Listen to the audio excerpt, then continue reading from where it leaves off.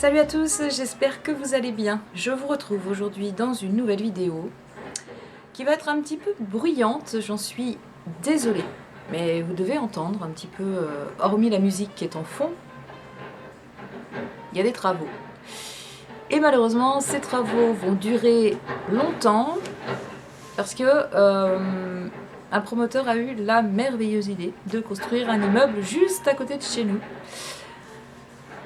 C'était un terrain où il y avait une jolie maison dessus, j'avais vu sur les tuiles de la maison, enfin, voilà, c'était mon petit coin de campagne. Et bien c'est terminé, ils ont tout rasé, là ils sont en train de creuser pour faire le parking souterrain de l'immeuble, ce qui fait que, voilà, jusqu'à avant la nuit, c'est le bordel comme ça. Et ça va l'être pendant, je pense, très longtemps, puisque une fois qu'ils auront creusé, il va falloir construire, donc ça va être bruyant, bruyant, bruyant, bruyant. On en a pour des mois et des mois. Je suis ravie. Donc, malgré tout, il faut, j'ai envie de dire, continuer à vivre. Et donc, j'avais envie de faire une vidéo. Je vais essayer de parler assez fort. Alors, oui, j'ai mis un petit peu de musique en plus, c'est peut-être pas l'idéal, mais bon, on va voir ce que ça rend et vous me direz si la musique vous a pas gêné. Le bruit, c'est très fort, probable, mais j'y peux rien. Donc voilà, ça c'était toute petite intro de début de vidéo. Donc, deuxième petite introduction, je voulais souhaiter la bienvenue à tous ceux qui ont rejoint la chaîne suite à la vidéo de Sandrine Elfiotte dans laquelle elle montre ce que je lui ai envoyé suite à sa demande. Oui, j'ai mis un petit peu plus que prévu, mais ça c'est un petit peu mon côté, je peux pas m'en empêcher. Et donc je vous souhaite vraiment la bienvenue, j'espère que vous allez vous plaire sur la chaîne. Et donc j'espère que vous l'avez vu et que vous êtes conscient que je fais des vidéos très longues. Donc j'espère que les vidéos très longues vous plaisent. Bien que celle-ci, je ne sais pas comment je vais l'aborder, donc je ne sais pas combien de temps elle va durer. Mais généralement, vous avez pu voir, si vous avez un petit peu regardé tout ce que j'ai pu produire depuis 2 ans, je crois maintenant, 2 ans et demi, que c'est toujours au moins 25-26 minutes, voire 45. J'y peux rien quand je parle d'un truc qui m'intéresse. Je ne peux pas m'empêcher de parler. Voilà. En tout cas, bienvenue à vous. Restez avec moi le plus longtemps possible sur la chaîne en général. Donc je parle de thé et un peu de beauté. Et quand je lisais encore pas mal, je parlais aussi lecture, mais pour l'instant c'est un petit peu plus... Voilà, j'ai pas trop le temps, pas trop l'envie, donc j'ai beaucoup de choses à lire. Mais de temps en temps, quand je vous fais mes favoris, je vous mets quelques bouquins. D'ailleurs, là, c'est pas une vidéo favori, mais je vais vous parler de quelques bouquins que je me suis achetés et ou que j'ai lus, parce qu'il y en a que je n'ai pas encore ouverts. Voilà. Donc, bienvenue, vous avez compris, je suis contente que vous soyez là et j'espère qu'on va passer des bons moments ensemble. Alors, cette vidéo, c'est une abonnée qui m'a donné une idée intéressante, qui m'a dit ce serait bien que tu nous expliques comment on fait un thé, pas dans les règles de l'art, mais en gros, nous expliquer l'eau, combien, la température, le temps d'infusion, pour les thés noirs, pour les thés verts, pour tout. Et je me suis dit pourquoi pas. Je ne pense pas que j'ai déjà fait une vidéo spécifique pour ça. C'est possible. Bah, c'est pas grave, on va faire genre un update, alors qu'il n'y a pas d'update à avoir dans ce genre de truc, hein, c'est gravé dans le marbre. Mais voilà, j'avais envie de vous faire une... Alors, petite précision, pour les ayatollahs du thé, parce qu'il y en a malheureusement, pour qui le thé est quelque chose de très sérieux, très... presque rituel, hein, donc je fais une vulgarisation, on appelle ça comme ça, hein, pour beaucoup de choses, une vulgarisation du thé et de la façon de le préparer. Je ne vais pas vous expliquer comment on prépare un thé chinois, de rincer la théière, de la chauffer, le machin, le truc. Non, on va être concis, pratique, surtout pratique pour pas que le thé devienne une prise de tête, mais pour que le thé reste quelque chose d'agréable et de ludique. Donc voilà, je voulais juste le préciser, que je n'ai pas de commentaires sur oui mais alors non, le thé vert ça ne se fait pas à cette température-là, et selon le thé, tout ça je sais en gros, mais c'est pas une vidéo là-dessus. J'ai envie que ça touche un maximum de personnes et que tout le monde puisse se faire un thé correct, qui soit bon, sans se prendre la tête. Voilà. Alors ça, c'était la 3e introduction. Je bois un peu de thé que j'ai fait trop infuser, tiens d'ailleurs, donc il n'est pas très bon, alors que je l'adore. Donc voilà, cette abonnée, qui se reconnaîtra, je pense, m'a demandé, ainsi que Sandrine Zedine, qui m'a demandé comment on faisait le thé, parce qu'il y a des filles et des garçons qui ont envie de se mettre au thé, mais qui ne savent pas vraiment comment faire, quoi choisir. Alors, ça va pas être une vidéo sur quel thé choisir quand on commence le thé, parce que ça, c'est très délicat, ça dépend des palais des gens, et c'est quand on vient nous voir à la boutique et qu'on nous demande j'ai envie d'arrêter le café, j'ai envie de me mettre au thé, mais j'aime pas vraiment ça, qu'est-ce que vous me conseillez? Ça, c'est le truc le plus chiant qui puisse arriver, parce que ben c'est pas simple, hein, parce que tout le monde a ses goûts. Il y a des gens qui adorent le thé vert, d'autres qui détestent, vice versa, par rapport au noir. Enfin, c'est vraiment. Donc là, on va surtout parler de j'ai envie de me faire un thé. Et ben comment je fais? Donc, on va d'abord commencer par le matériel. De quoi j'ai besoin pour me faire du thé? Déjà, vous avez besoin de thé. Hein, c'est quand même plus pratique pour se faire un thé, du thé. Donc 2 options, soit vous avez du thé en petite mousseline, on appelle en sachet, en mousseline, voilà. Soit vous avez du thé en vrac. Voilà, ça c'est une boîte de Euphoria de chez Kousmi. Je vous montre comme ça.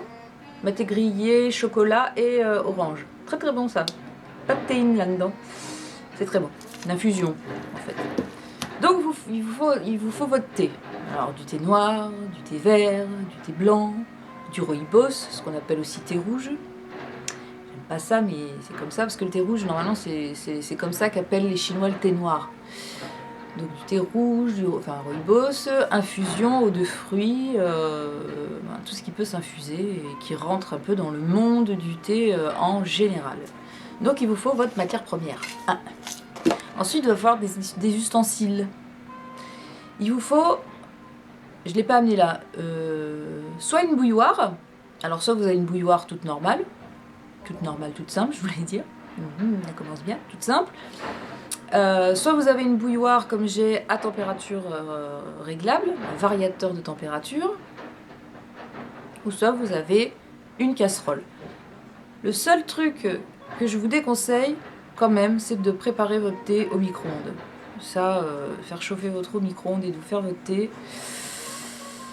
c'est très difficile de surveiller le stade où va en être votre eau au niveau de la température dans un micro-ondes. Donc ça, c'est le seul bémol que je mettrai là-dessus. On évite le micro-ondes. Donc bouilloire, toute simple. Bouilloire à température variable. Bouilloire qui se pose sur le gaz, enfin la cuisinière, ou une casserole. Voilà, tout simplement. Il vous faut de l'eau.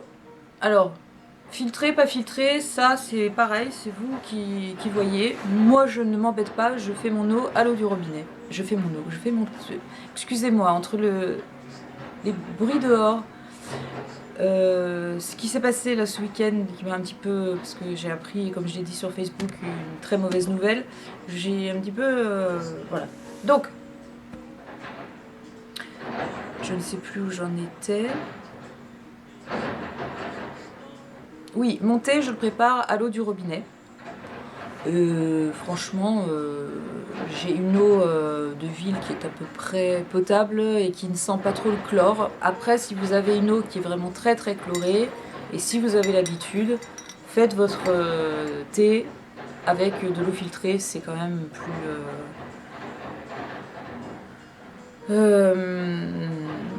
ça peut être plus sympa au niveau du goût du thé. Voilà. Donc ensuite, il va falloir faire infuser votre thé. Donc là, pareil, plusieurs possibilités. Quand vous avez des mousselines comme ça, un mug, ça suffit largement. On peut aussi faire infuser du vrac dans un mug. Je vais vous expliquer comment. Ou alors, bah, vous avez une théière. Donc soit ce genre de théière là, ça c'est une théière japonaise en fonte, avec un petit filtre. Très pratique. Et en plus la fonte garde la chaleur quelques temps, donc c'est pas négligeable. Après vous avez la théière en terre, comme ça. Théière Yishin, ça s'appelle, ça vient de la province Yishin en Chine. Alors le souci de ces théières là, donc elles n'ont pas de filtre. Et le souci c'est qu'elles sont à mémoire d'odeur. Donc par exemple dans une petite théière comme ça, vous pouvez décider de faire du thé vert nature. Mais vous ferez que du thé vert là-dedans, parce que si vous commencez à faire du thé aromatisé ou du thé noir bien marqué, et bah, tout va se mélanger et votre thé il sera dénaturé. Donc ce genre de théière, moi par exemple celle-ci, je la dédie à mes oolongs, à mes thés bleus. Et encore, si je fais un milky oolong ou un sticky rice qui ont des goûts très marqués ou même un osmante, je vais pas m'amuser à faire ça là-dedans. C'est vraiment pour faire des thés nature qui vont pas avoir un parfum trop prononcé, sinon il faut faire toujours le même thé dans la même théière. C'est ce que disent les Chinois, il faut un thé par théière. Une théière par thé, comme vous voulez. Voilà, donc ça... Et le plus pratique pour moi, hein, c'est la bonne vieille... Tiens, regarde Sandrine, je pense à toi, j'ai mis celle-ci. C'est la bonne vieille théière en faïence.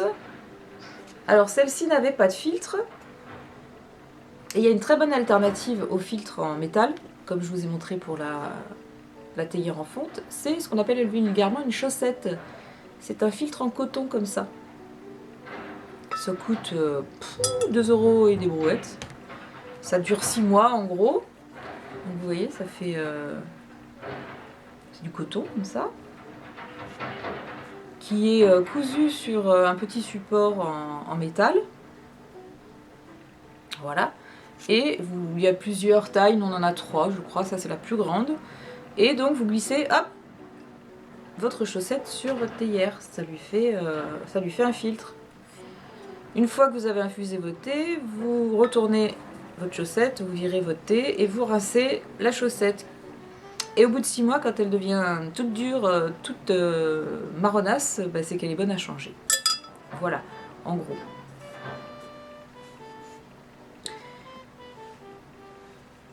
Donc jusque là, on a la base pour pouvoir se préparer un thé. Donc, on va commencer par le...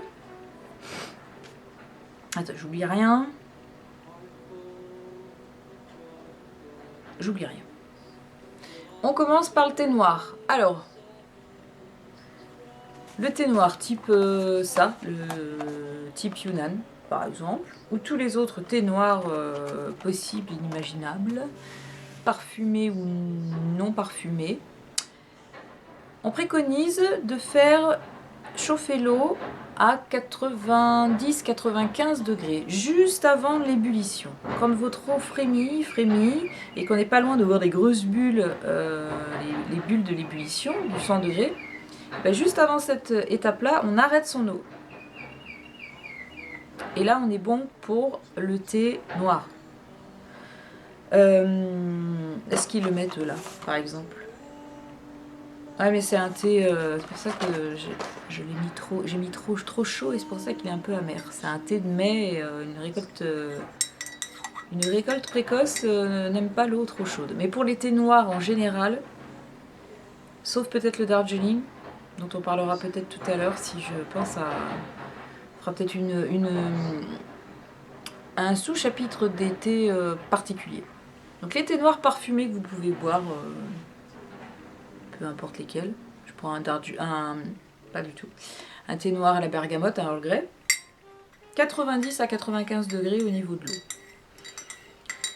Ensuite, le dosage. Le dosage du thé, c'est pas très compliqué non plus.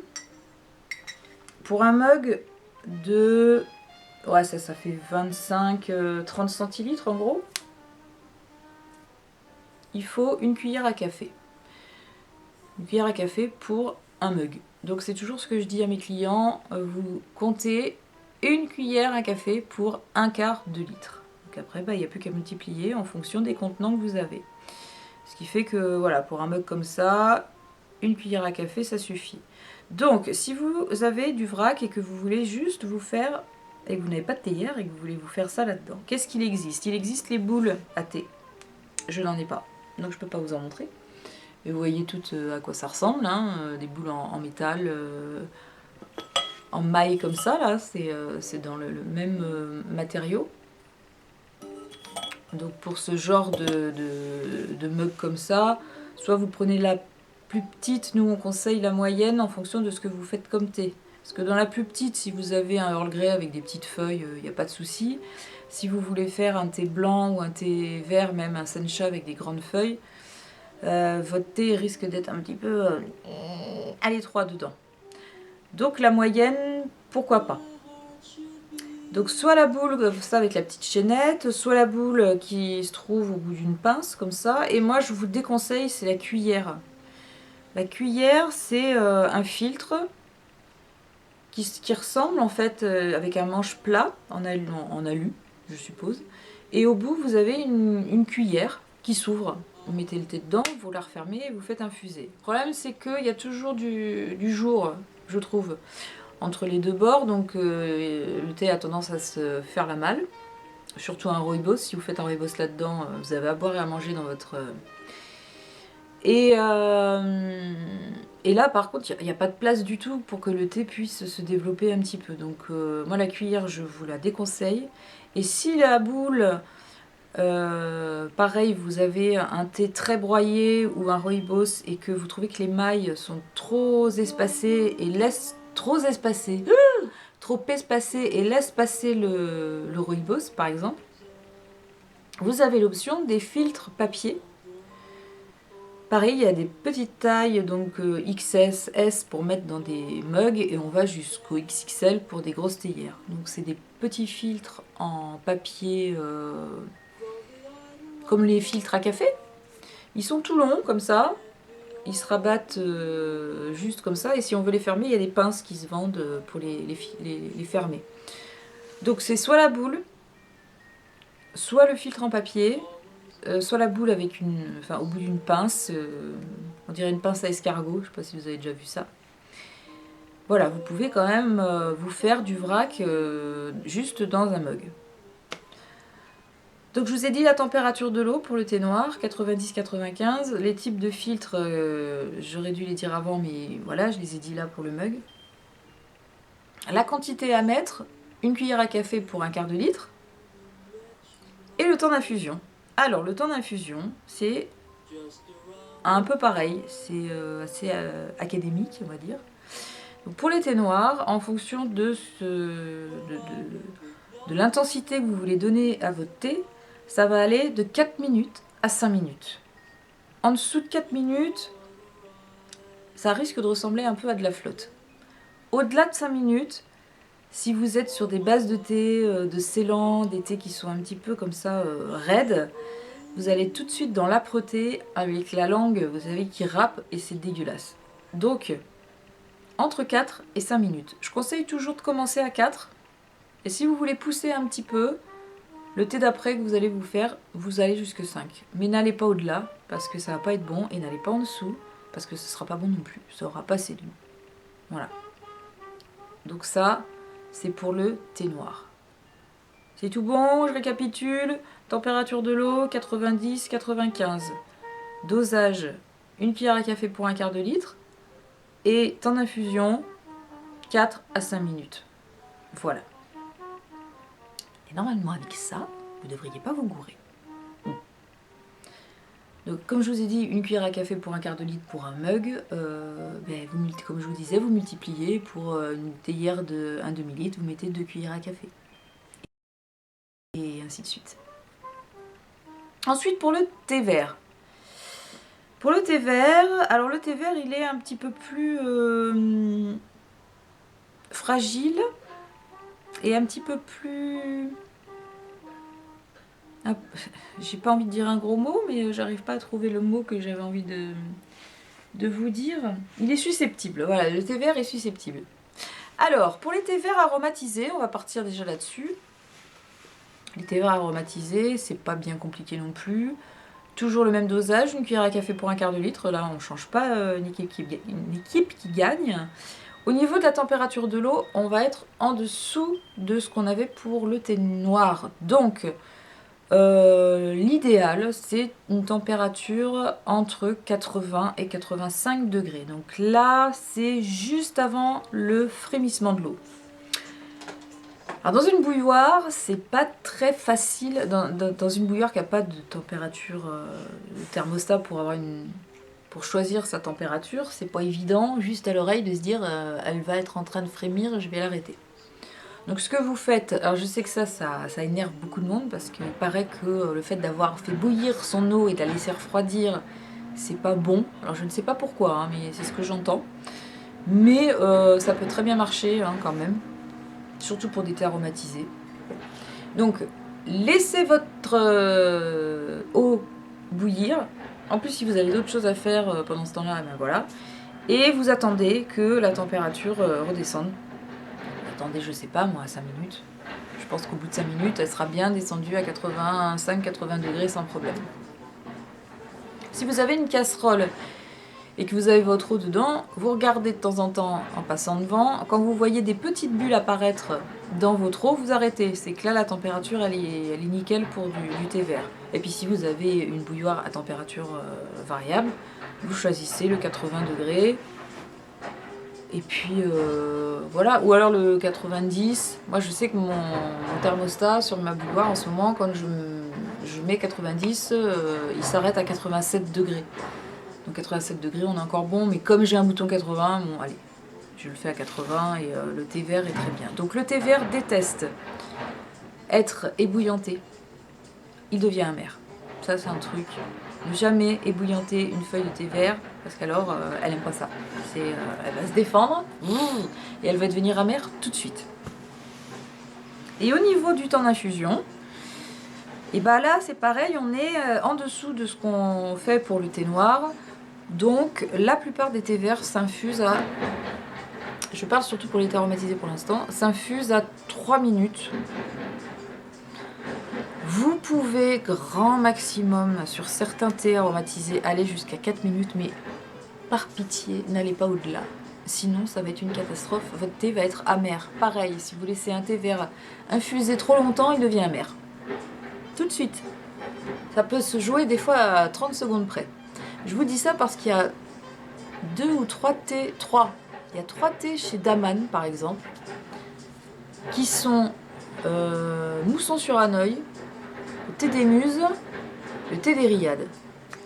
Les bases de ces 3 thés, qui sont des thés parfumés, sont particulières et nous on recommande à nos clients de les faire infuser à 2 minutes 30, pas plus. À partir de 3, bim, on tombe dans l'amertume. Et c'est la base de thé qui fait ça. Sur un sencha, il n'y a pas de souci, vous pouvez aller à 3 minutes sans problème, voire 3 minutes 30, il n'y aura pas de... donc voilà, ça c'est pour les thés verts parfumés. Après, il y a tout un tas de variations. Et ça remue quoi, tellement il y a de vibrations. Ça se trouve, va nous faire écrouler notre immeuble. Il y a tout un tas de variations en fonction de certains thés de certains pays qui ne supportent pas des températures vraiment trop chaudes ou des temps d'infusion vraiment trop longs. Je prends un exemple tout con. Il y a certains thés japonais très fins, très délicats, pour lesquels il faut une eau à 60 degrés et une infusion à 30 secondes, 1 minute. Waouh. Alors c'est pas mon délire, j'aime pas, donc je vais pas vous en parler plus que ça, mais il faut savoir que ça existe. Vous avez des thés japonais qui ont une infusion à 2 minutes 30 et où vous avez déjà un goût vraiment très prononcé. Les thés japonais s'infusent vraiment à des températures beaucoup plus basses que 80 degrés. À 70 degrés, vous êtes nickel pour certains thés japonais. Donc c'est surtout dans les thés nature, les thés d'origine, qu'on retrouve de grosses variantes sur la température de l'eau et sur le temps d'infusion. Après, pour les thés parfumés, ce que je vous ai dit, c'est vraiment le truc, le b.a.-ba, et avec ça, vous ne devriez pas vous louper. 80-85 degrés, donc une eau qui frémit à peine, qui commence à frémir, juste avant qu'elle frémisse, on l'arrête. Temps d'infusion, 3 minutes. Voilà. Prenez 3 minutes, parce que 4, selon les bases de thé, vous risquez de vous faire avoir, et vous risquez de tomber vite dans l'amertume. Et même dosage, une cuillère à café pour un quart de litre. Voilà, je pense que j'ai tout dit pour le thé vert, me semble-t-il. Alors après, sucré, pas sucré, ça dépend des goûts. Moi, je sucre certains thés. Il y a beaucoup de thés noirs que je sucre. La plupart des thés verts, je ne les sucre pas, sauf quand je tombe sur toujours un chez Daman. C'est le vanille amande qui sent la frangipane. Pour moi, c'est un thé qui appelle le sucre. Je me dis qu'avec et c'est vrai qu'avec du sucre, ça fait ressortir encore le côté gourmand de la frangipane. Mais la plupart des thés verts, je ne les sucre pas. La plupart de mes thés noirs, je les sucre. Et même des thés nature comme le Yunnan là, que je suis en train de boire, je les sucre. J'adore le Yunnan sucré. Après, c'est vraiment une question de goût. Il n'y a pas... Moi, je me verrais pas sucrer un thé japonais. En même temps, j'en bois tellement rarement, à part au boulot de temps en temps pour goûter. Mais un thé japonais, ça se sucre pas, quoi. Un thé nature, en général, vert, ça se sucre pas. Après, les thés noirs, moi, ça dépend. Donc, on a fait le thé noir, on a fait le thé vert. Une demi-heure ?